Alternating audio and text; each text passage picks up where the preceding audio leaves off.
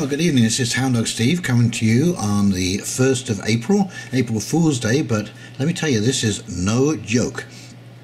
And you'll have to excuse my voice. I have come down with a bout of the flu and I've been sitting around all weekend, and so I will be editing out the coughing, but in my researches I think this is just far too important to overlook. Now, I think this is definitely a web-bot hit. Trouble for big tech, says consumers sour on Amazon, Facebook and co. Trump is after Amazon, Congress is after Facebook, and Apple and Google have their problems too. Should the world's top tech firms be worried? Trump is going after Amazon, Congress is after Facebook, Google is too big, and Apple is short of new products. Is it any surprise that sentiments towards the tech industry giants is turning sour? The consequences of such a readjustment, however, may be dire. The past 2 weeks have been difficult for the tech sector by every measure. Tech stocks have largely driven the year's stock market decline, the largest quarterly drop since 2015. Facebook saw more than 50 billion shaved off its value after the Observer revealed that Cambridge Analytica had harvested millions of people's user data for political profiling. Now users are deleting accounts, and regulators may seek to limit how the company monetizes data, threatening Facebook's business model. On Monday, the Federal Trade Commission confirmed it was investigating the company's data practices. Additionally, Facebook said it would send a top executive to London to appear in front of US lawmakers, but it would not send the chief executive, Mark Zuckerberg, who is increasingly seen as isolated and aloof. Okay, so here is the WebBot report and what it says. This is from the March 2018 Whiz-bang report, and it says there are several sets that build as model spaces moved through March into April, in which the major players in social media are being beset upon, attacked at several different levels simultaneously. These include forecasts, congressional hearings, and much more significant sets going to the idea of blockchain competition to the profitability of the social media space. Other sets have grilling of the social media escalating to the point of becoming a new political banner for protective class status, emerging over the downtrodden social media executives due to constant attacks upon them. These sets continue to gain new supporting subsets as model spaces moved from March through late September. Supporting subsets include aspects for treachery, revealed, stopped, interdicted, curtailed, rape of data. They are dominant within the social media mayhem that is forecast as emerging over summer. These sets begin in March and continue to gain new subsets as model spaces move through fall. There are new sets for operational disruptions that will include internal protests and mass actions by employees, as well as external reactions that will also include protests as mass actions, though by customers. And of course, you remember that all of this began because a chap called Christopher Wiley, who had worked with Cambridge Analytica, came out and blew the whistle on the reaping of data from these social media spaces. Okay, so this is an insider, an internal person coming out into the open at great risk, I may add. And I don't know where it is in the report, but I do remember that Clif said that these people would be doing it at risk of their lives, bringing this information forward. And of course, in the soaring 20s, this is the other hit. Notes to readers. This is the period of the hyperinflation language that has been forecast in the Alta reports and the previous bare naked wealth reports. Not all of the altcoins are showing in our data sets and surviving through the hyperinflation. So what evidence is there to back up this claim of mine that we have a WebBot hit? And here we have, in unprecedented move, China plans to pay for oil imports with yuan instead of dollars. Just days after Beijing officially launched yuan-dominated crude oil futures with a bang, as shown in the chart below, surpassing Brent trading volume, which are expected to quickly become the third global price benchmark, along with Brent and WTI, that's the West Texas. China took the next major step in challenging the dollar's supremacy as global reserve currency and internationalizing the yuan when on Thursday Reuters reported that China took the first steps to paying for crude oil imports in its own currency instead of US dollars. Okay, so you can see what happened here. Look at the spike of purchasing, the volume of using the yuan. A pilot program for yuan payments could be launched as soon as the second half of the year, and regulators have already asked some financial institutions to prepare for pricing crude imports in the yuan, Reuters source reveal. According to the proposed plan, Beijing would start with purchases from Russia and Angola, two nations which, like China, are keen to break the dollar's global dominance. They are two of the top suppliers of crude oil to China, along with Saudi Arabia. Okay, so why is this important? This is hugely important because right now, one of the things, and here, let's just show you this other chart here. This is Brent in the blue, and the brown, of course, is West Texas. And, they are, of course, the dominant player in all of this game. But to take a slice like this in just a pilot program is actually a staggering move. So why is this important?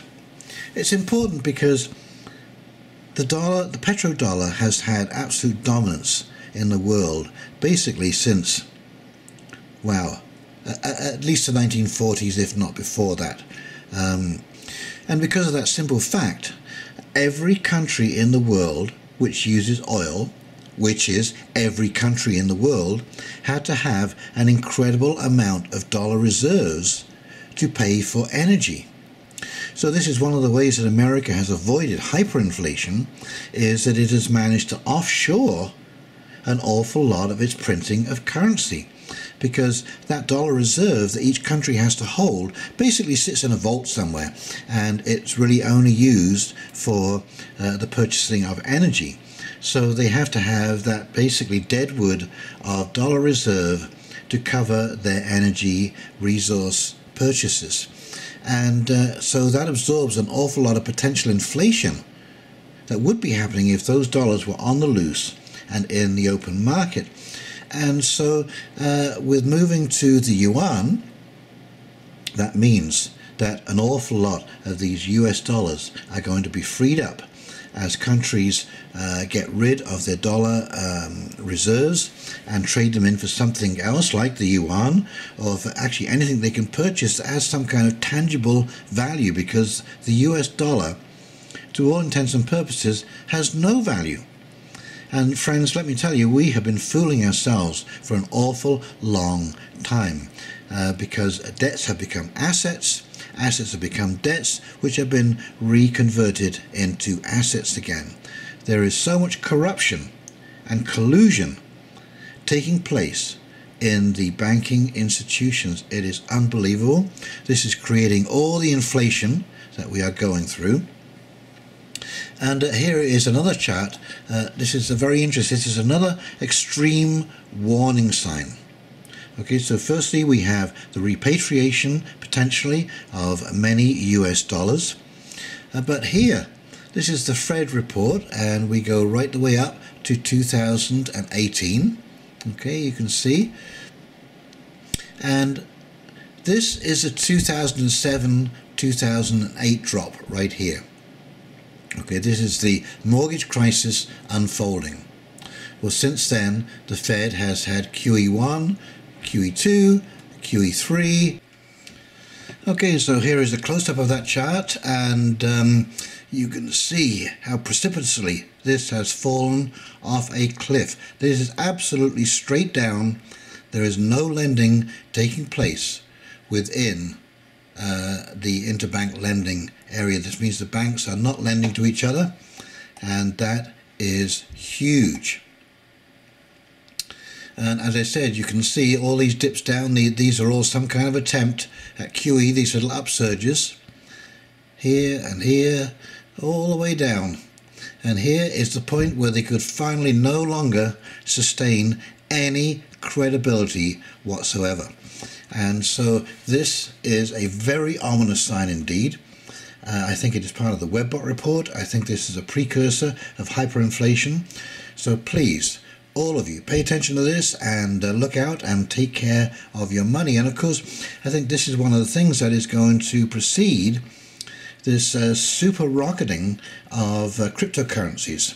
When people finally realize what has happened here and start to see the effect, along with the Petroyuan, this is going to have incredible impacts on the American economy, and because they are the reserve currency of the world, that means it will be dramatic effects for absolutely everybody involved in this fiat currency system.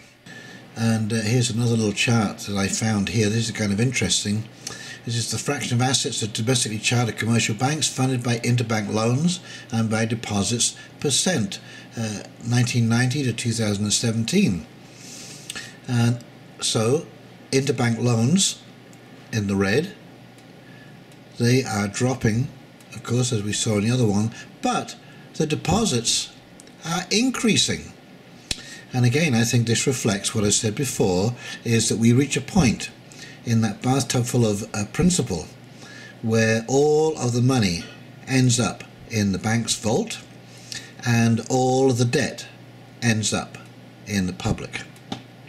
And that's a reflection of this line here, because why interbank lending has fallen off a cliff is because the banks simply just don't trust each other and nobody qualifies.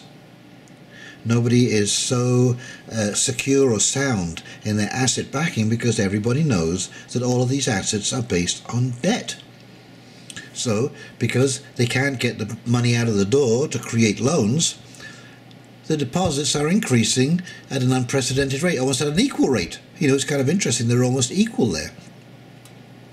So, from my perspective, one of the things I think many people do is that they complicate these issues way too much. And I would remind you of a saying by John Kenneth Galbraith that says, "The ease with which banks create money is so simple, the mind is repelled." Okay, the mind is repelled. And here it is, folks. We have a bathtub full of principal. For every cup of water that we put in payment, the bank takes out a cup and a percentage. And here we are, increasing deposits and decreasing loan capability. So I think that we have reached a very tenuous point in our financial world, and I think this is evident information that will prove that America is heading for hyperinflation sometime over the summer, because this situation cannot continue. I mean, to compound all of this, you know, I have a guy coming in my store and he is a bond seller. Okay, and he told me that Ontario bonds are flying off the shelves to Europe. And this is because Mario Draghi needs to print money to bail out the banks in Europe, and to print money he needs a bond to print them against. So the Central Bank of Europe is buying up any old bond regardless of value, because there aren't enough bonds being created to bail out the European financial system. So this means that Ontario is continuing its debt at great risk, because nobody is really looking at the fundamentals that are underpinning that debt. And Ontario is $315 billion in debt, mostly to foreign investors, and that is the largest non-sovereign debt in the world. So this is definitely a Webbot hit, and this is definitely a call out for people who are looking at the financial world and where this is going. And I believe this is why Bitcoin is going to take like an overnight surge, as this dawns upon people how critical this situation is. And of course, I think that most of the main cryptocurrencies will benefit from this, as people pour out of fiat currency and into the crypto market out of sheer desperation, because there is nothing else. There is nothing on the horizon that will replace the fiat system, and there is nothing on the horizon that will fill the gaping maw that has been created by the just staggering amount of debt. I mean, we're talking quadrillions of debt now. Okay, so please keep your eyes on that, and if you like this video, like, share, click on that little bell so that you get all of my updates and new videos that are coming out. And please, you take care and have a happy Easter weekend, and we will talk to you real soon. You take care now. See ya.